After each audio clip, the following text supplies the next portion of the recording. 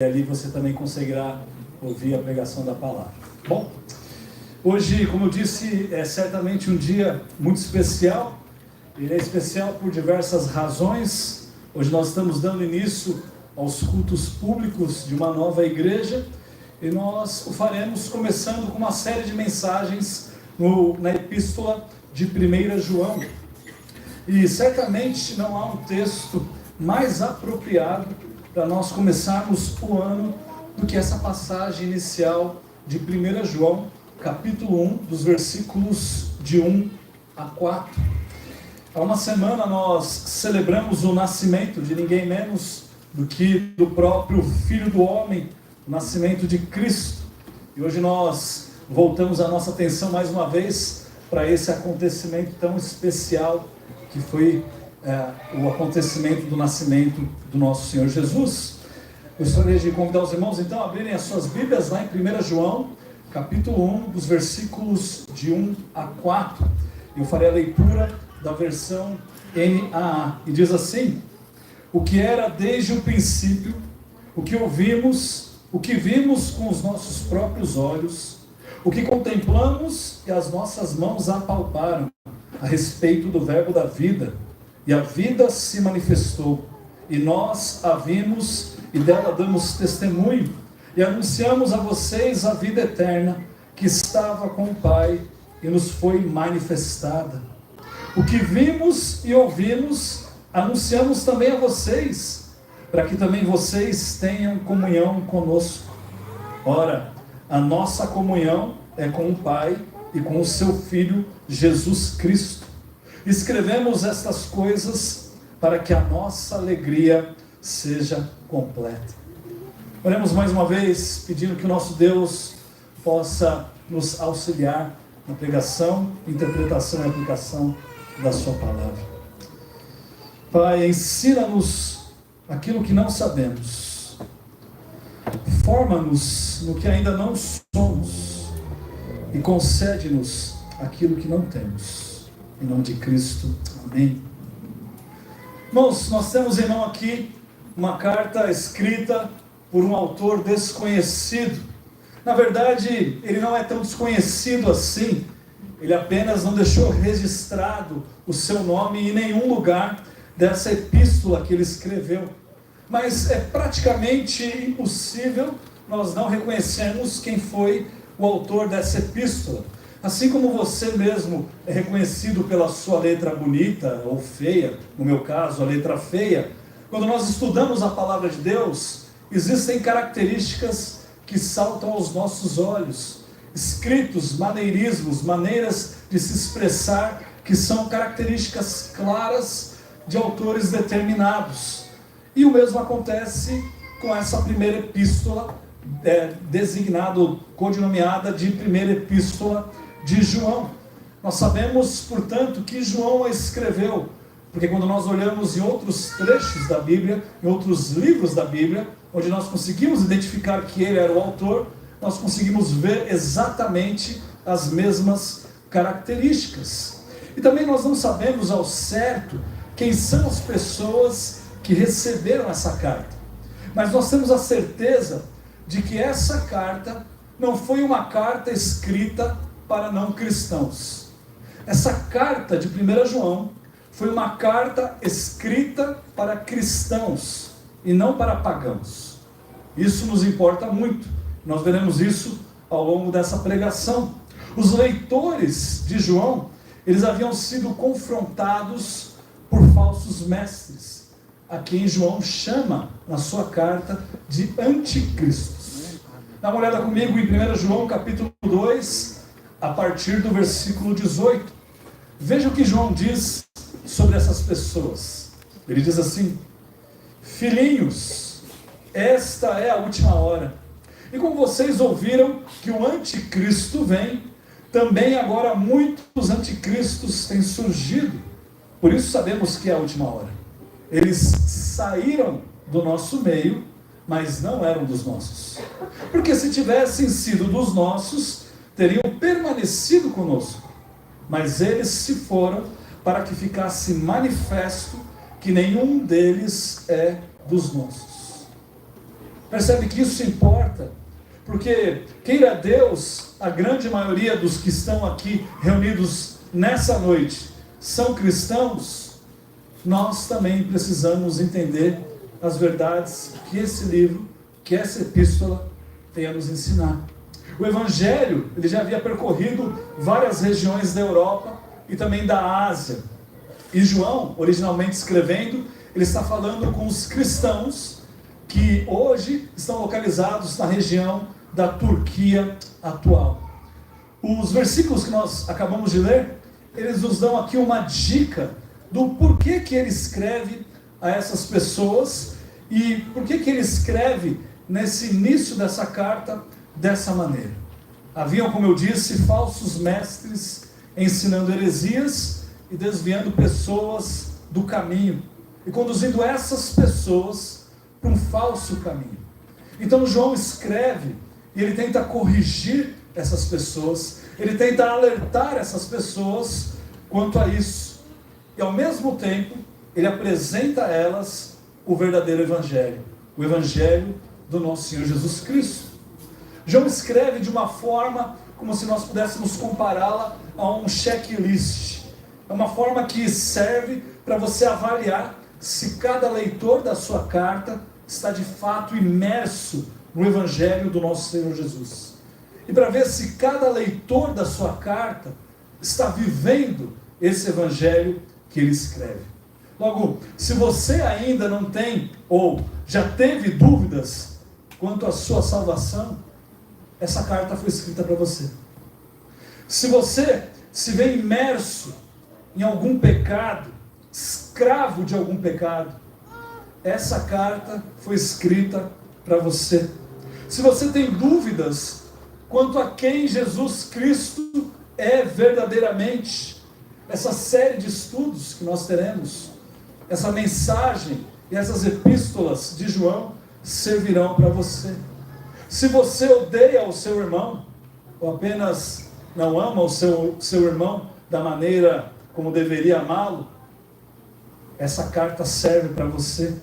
Se você não tem comunhão com os irmãos, se você acha que você não é tão pecador assim, se você ama mais o mundo do que a Deus, ou você acha que você cometeu algum pecado que não é perdoável, irmãos, essa carta foi escrita para você.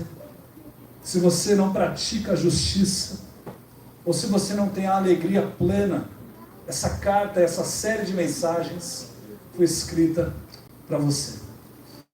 João escreve essa carta, ele faz de um modo completamente diferente das outras cartas que nós estamos acostumados no Novo Testamento. Ele escreve de uma forma diferente da de Paulo, das epístolas do apóstolo Paulo.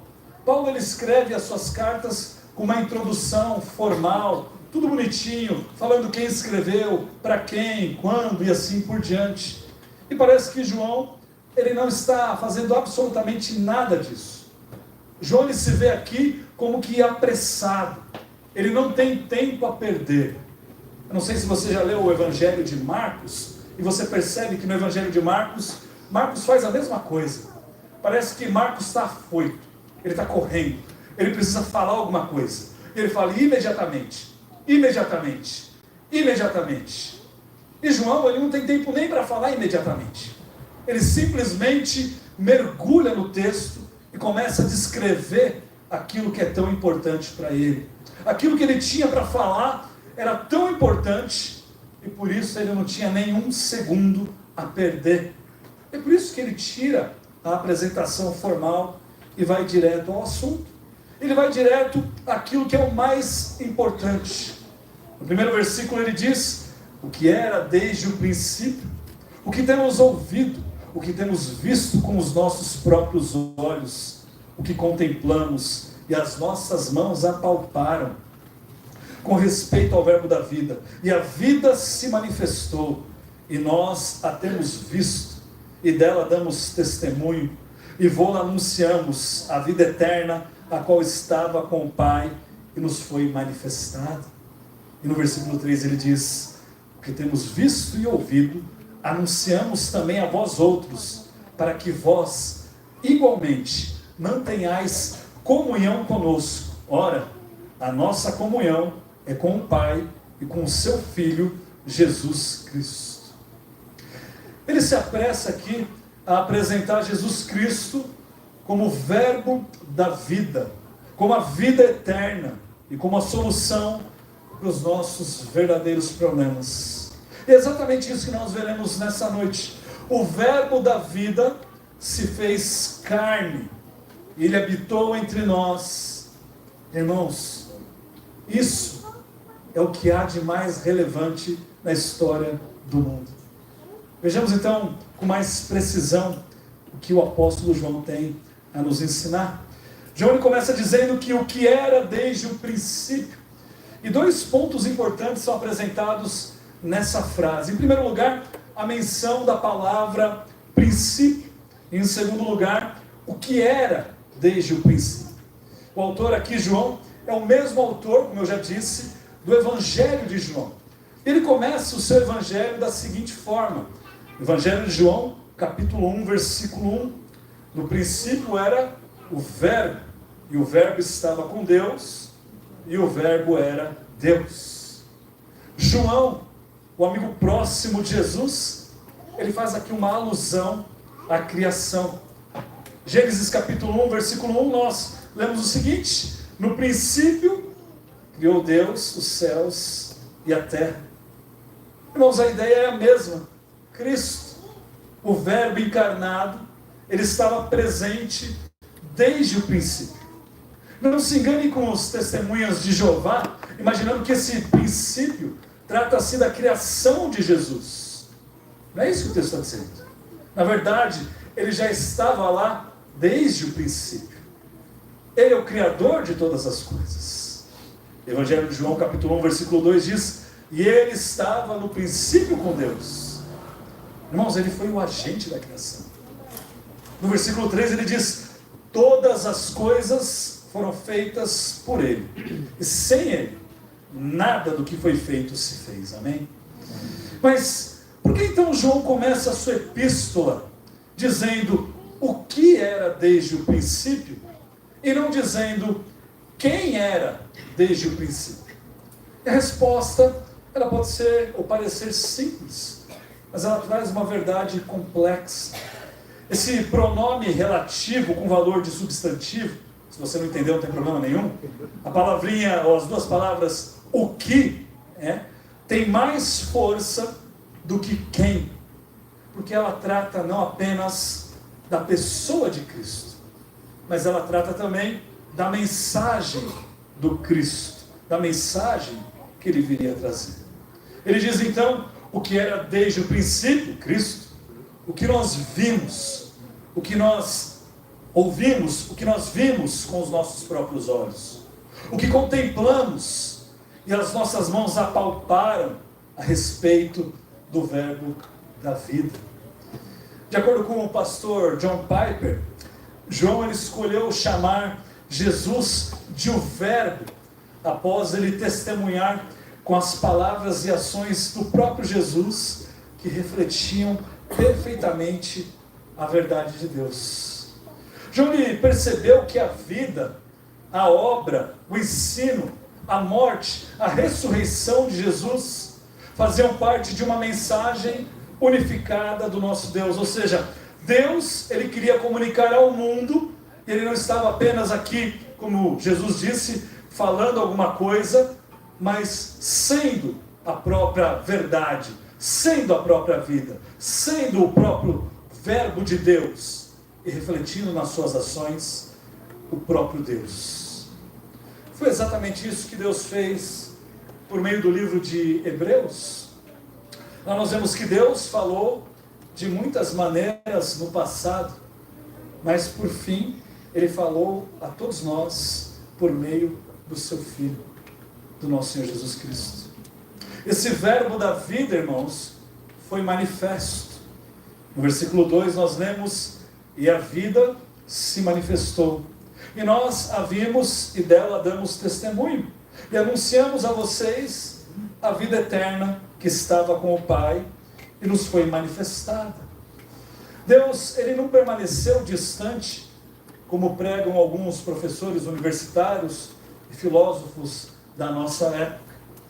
O nosso Deus é um Deus tangível, é um Deus que está próximo, é um Deus que está tão próximo ao ponto de Ele poder ouvir as nossas orações e se preocupar conosco.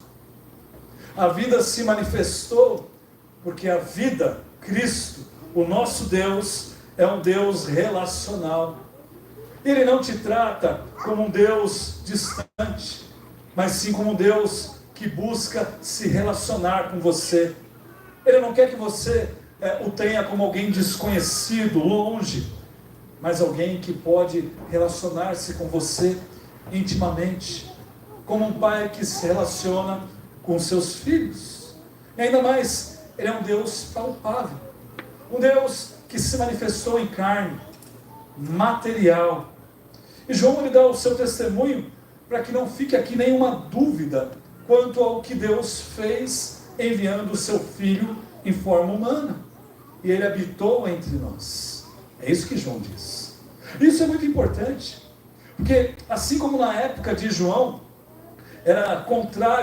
João era contrário aos falsos mestres que estavam ensinando, nós também estamos repletos de ensinamentos de hereges e falsos mestres, que dizem que Jesus é um mito, que Jesus não veio em carne, que Jesus não pode ser Deus, é apenas um filósofo.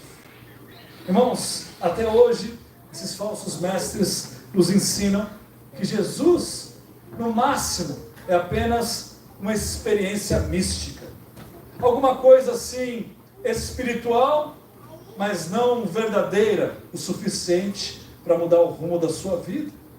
Na época de João haviam grupos heréticos, bem como há hoje também, mas havia um grupo que era muito crescente, chamado do grupo dos gnósticos.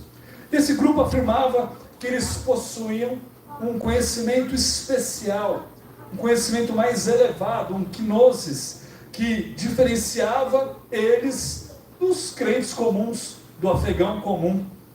Com frequência, essas pessoas negavam a verdadeira natureza de Cristo, e elas adotavam uma filosofia que era uma filosofia dualista, que via o mundo como um mundo material, que era inerentemente ruim, e um mundo espiritual. E o que João faz é demonstrar e desmantelar essa teoria ou essa heresia, mostrando que ele mesmo conviveu com o nosso Senhor Jesus Cristo. Agora, dentro do gnosticismo, João consegue identificar ainda outras heresias, outros grupos advindos deles. Por exemplo, os docetistas, que acreditavam que Cristo, embora divino, ele apenas parecia ter um corpo físico. Ou seja, Jesus não habitou materialmente entre nós. E João ele refuta essa crença ao enfatizar a corporeidade do nosso Senhor Jesus, reiterando aqui que os apóstolos, e não apenas João, viram, ouviram, contemplaram e apalparam o nosso Senhor Jesus Cristo. Havia também um outro grupo chamado de serentianos, que defendiam o Cristo divino que desceu sobre o homem Jesus. E por um tempo, esse tempo era um tempo limitado, especificamente do batismo até a sua crucificação. E depois o abandonou. E João, mais uma vez, ele contesta essa visão, afirmando que o Filho de Deus assumiu um corpo humano desde a concepção. E ele permaneceu presente durante toda a vida terrena do nosso Senhor Jesus Cristo. E mais tarde, ao longo dessa epístola, nós veremos que João ele condena fortemente esses grupos heréticos, rotulando esses grupos de falsos mestres, enganadores, mentirosos e anticristos. Isso porque a aceitação dessas reivindicações, a aceitação dessas heresias, dessas novas revelações, elas na verdade nos levam a ensinos que diminuem a obra de Cristo, que diminuem o cristianismo, que acabam totalmente com aquilo que Cristo fez na cruz do Calvário. Irmãos, Cristo é real. Cristo é real. Cristo não é uma ideia. Cristo não é uma lenda. Cristo não é um personagem de uma história fictícia que nós não podemos comprovar, ou provar, ou atestar, ou até mesmo questionar. Cristo é real. João 1,14 diz: e o Verbo se fez carne e habitou entre nós, cheio de graça e de verdade. E vimos a sua glória, glória como do unigênito do Pai. Irmãos, João, bem como os outros apóstolos e muitas outras pessoas, foram testemunhas oculares de Jesus. João mesmo, ele conviveu com Jesus. Dentre os 12 apóstolos, João era aquele apóstolo que fazia parte do ciclo mais íntimo de amizade com o nosso Senhor Jesus Cristo, juntamente com Pedro. Na ocasião da última ceia, nós lemos em João 13:23, que ao lado de Jesus estava reclinado um dos seus discípulos. Quem era ele? Aquele a quem ele amava, o próprio apóstolo João. Já na crucificação, Maria, ela foi confiada por Jesus aos cuidados de ninguém menos do que João. João 19:26 diz: vendo Jesus a sua mãe, e junto dela o discípulo amado, disse: mulher, eis aí o seu filho. Depois disse ao discípulo: eis aí a sua mãe. Dessa hora em diante, o discípulo a tomou para casa. Na ressurreição, João é quem vence a corrida até o túmulo vazio contra Pedro. Pedro começa a correr e João passa na frente dele. João 23 diz assim: com isso Pedro e o outro discípulo saíram e foram até o túmulo. Ambos corriam juntos, mas o outro discípulo correu mais depressa do que Pedro e chegou primeiro ao túmulo. Irmãos, João foi o primeiro a reconhecer o nosso Senhor Jesus Cristo ressurreto. João 21:7. E o discípulo a quem Jesus amava disse a Pedro: é o Senhor. Simão Pedro, ouvindo que era o Senhor, cingiu-se com a sua túnica, porque tinha tirado a roupa, e lançou-se ao mar. Esse foi o mesmo João que estava presente nos momentos mais importantes da vida e da morte de Cristo. João estava presente lá no monte da transfiguração, Mateus capítulo 17. João estava presente no Getsemane, Marcos capítulo 14. Ou seja, nós estamos aqui tratando de um qualquer ou de qualquer um, mas de alguém que de fato conheceu, esteve com o nosso Senhor intimamente, que estava disposto a sofrer e até mesmo a morrer por ele. Esse era o Cristo que João estava anunciando. O versículo 2 diz que a vida, o Verbo de Deus, se manifestou e nós a vimos e dela damos testemunho e anunciamos a vocês a vida eterna que estava com o Pai e nos foi manifestada. Irmãos, essa carta, ela foi escrita para que nós possamos desmistificar diversos pontos de doutrina e vários erros teológicos que nós muitas vezes carregamos. Cristo não é apenas um meio para um fim. Cristo não é apenas um meio para um fim. Cristo não é apenas um meio para nós obtermos a vida eterna. Ele é a própria vida eterna. Cristo é a vida eterna. Ele é a fonte e também a essência de toda a vida. Nós temos a tendência de pensar na vida eterna como algo que parte de um determinado ponto, ali no espaço, no tempo, e que prossegue a partir desse ponto, eternamente, daí para frente.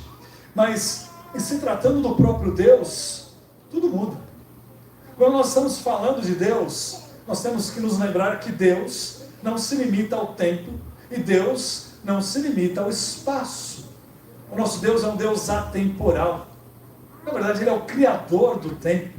Ele é um Deus eterno. Portanto, nós devemos enxergar a sua existência como algo que flui eternamente, sim, a partir de um tempo no espaço e no tempo aqui para frente, mas também para trás. Ele sempre existiu. Ele nunca deixou de existir. Todas as coisas foram feitas por meio dele, e nada do que foi feito se fez. Ele é o Criador de todas as coisas.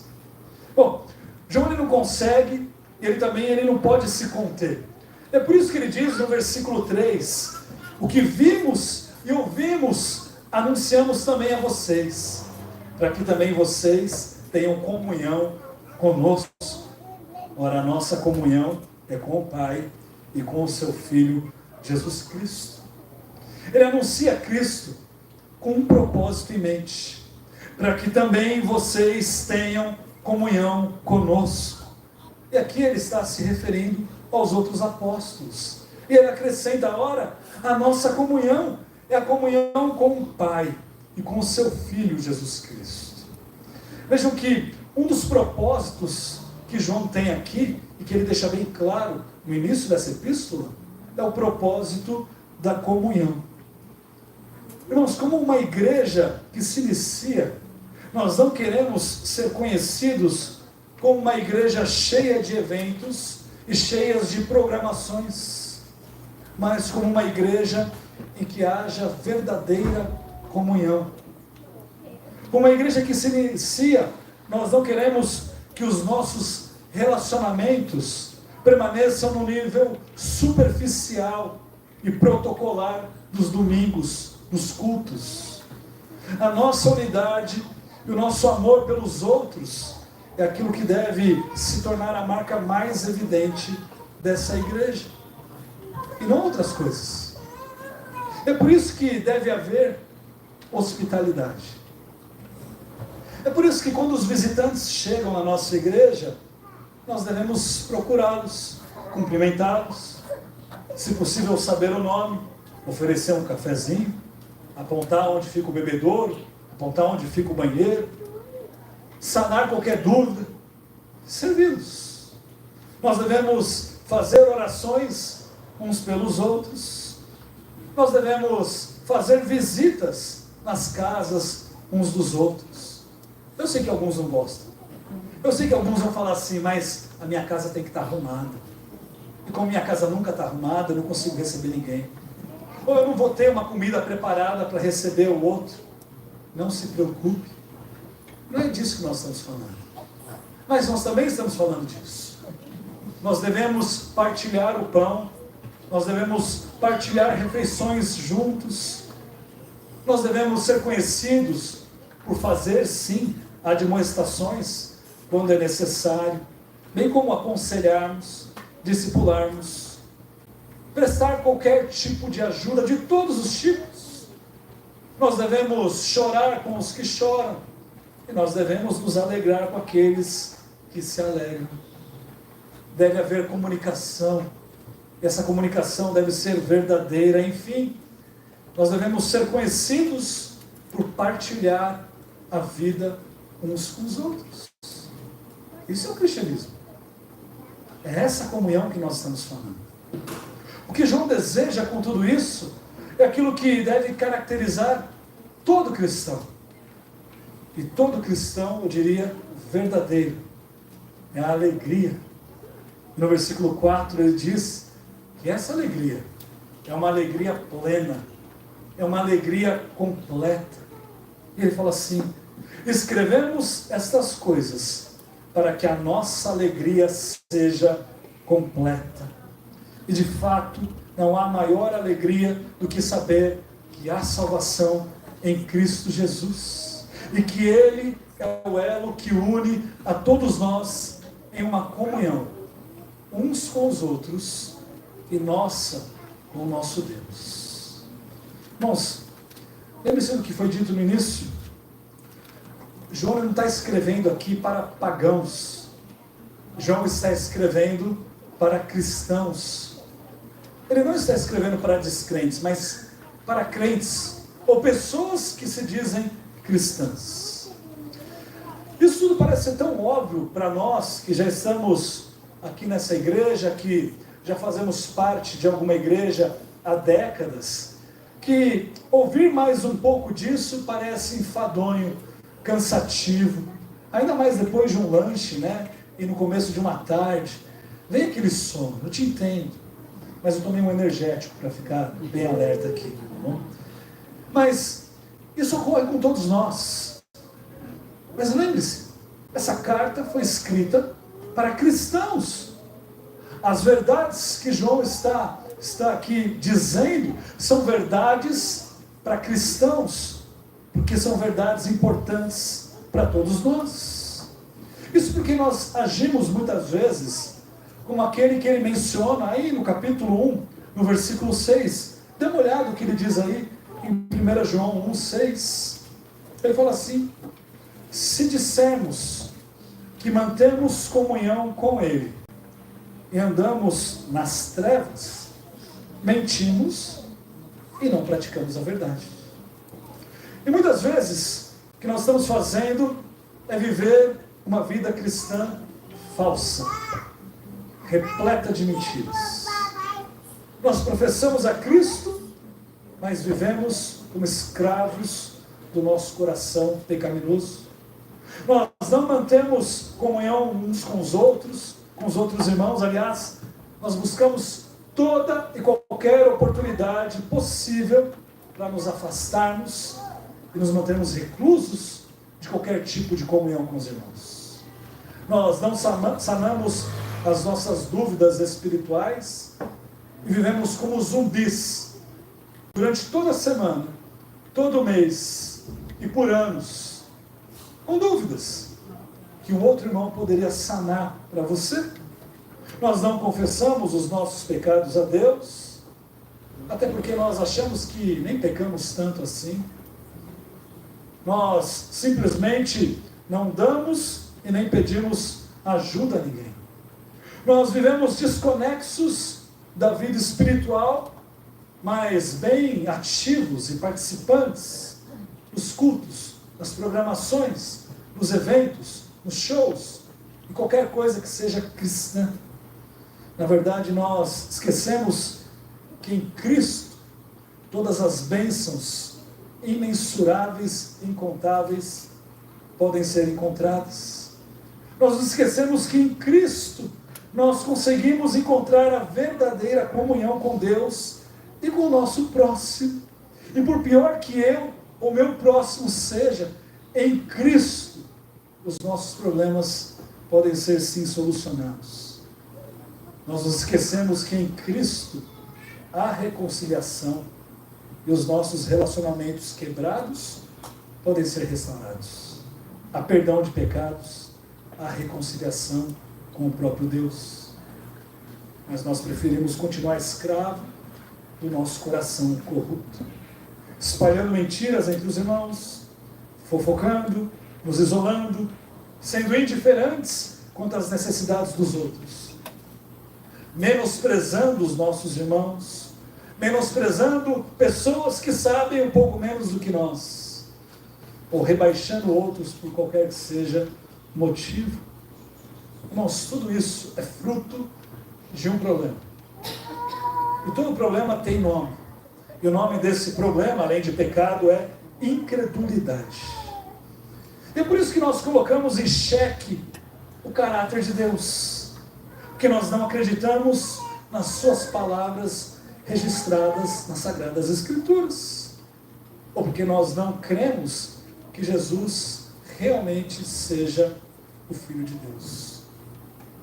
Ora, 1 João 5,10 diz assim: aquele que crê no Filho de Deus tem nele esse testemunho.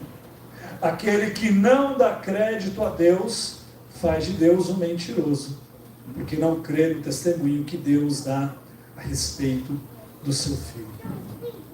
Irmãos, o pecado da incredulidade, ele gera vários problemas, ele gera várias ou diversas incertezas e muitos pecados. como nós acabamos de ler em 1 João 1,6, ele gera a tensão de nós vivermos uma mentira, porque nós dizemos que temos comunhão com Ele, mas nós, na verdade, estamos caminhando nas trevas. Ainda em 1 João 1,9, nós chegamos ao ponto de afirmarmos que não temos pecado. Ele diz, mas se nós confessarmos os nossos pecados, Ele é fiel, Ele é justo para nos perdoar os pecados e nos purificar de toda injustiça. Do outro lado, aquele que crê verdadeiramente no Filho, em Cristo, é alguém que vive de maneira distinta. É alguém que João descreve como que guarda os seus mandamentos. 1 João 2,3, e nisto sabemos que o temos conhecido, se guardamos os seus mandamentos. Pois se dissermos que mantemos comunhão com Ele e andarmos nas trevas, mentimos e não praticamos a verdade. Irmãos, aquele que verdadeiramente crê no Filho é alguém que ama ao seu irmão. 1 João 2, 9 e 10 diz, quem diz estar na luz, mas odeia o seu irmão, está nas trevas até agora. Quem ama o seu irmão, permanece na luz, e nele não há tropeço. Quem verdadeiramente crê no Filho, tem a plena certeza, e pode descansar tranquilo na verdade, de que os seus pecados foram completamente perdoados. E que bênção é isso! 1 João 2,12, filhinhos, escrevo a vocês, porque os seus pecados são perdoados por causa do nome de Jesus. Aquele que verdadeiramente crê no Filho é alguém que não ama o mundo. Em 2,15, João diz assim, não amem o mundo, nem as coisas que há no mundo. Se alguém amar o mundo, o amor do Pai não está nele. Irmãos, aquele que verdadeiramente crê no Filho é aquele que pratica a justiça. 2,29 diz, se sabem que Ele é justo, reconheçam também que todo aquele que pratica a justiça, esse sim é nascido de Deus. Todo aquele que verdadeiramente crê no Filho não vive pecando. 1 João 3,9 diz, todo aquele que é nascido de Deus não vive na prática do pecado, porque nele permanece a semente divina. Esse não pode viver pecando, porque é nascido de Deus. Irmãos, a semente divina é aquela que produz uma árvore que dá bom fruto. Não há como a semente divina produzir uma árvore que dá frutos ruins. Por isso eu digo, creiam no Filho. Creiam no Filho. E esta é a promessa que Ele mesmo nos fez, a vida eterna, 1 João 2,25. Ora, o seu mandamento é este, capítulo 3, versículo 23, que creiamos em o nome de seu Filho, Jesus Cristo, e nos amemos uns aos outros, segundo o mandamento que nos ordenou. E aquele que guarda os seus mandamentos, permanece em Deus, e Deus nele. E nisto conhecemos que Ele permanece em nós, pelo Espírito que nos deu. E que grande alegria é essa! Que grande alegria é essa! Eu encerro, portanto, com essa verdade, encontrada ainda nessa epístola, de 1 João capítulo 5, a partir do versículo 20. Também sabemos que o Filho de Deus é vindo e nos tem dado entendimento para reconhecermos o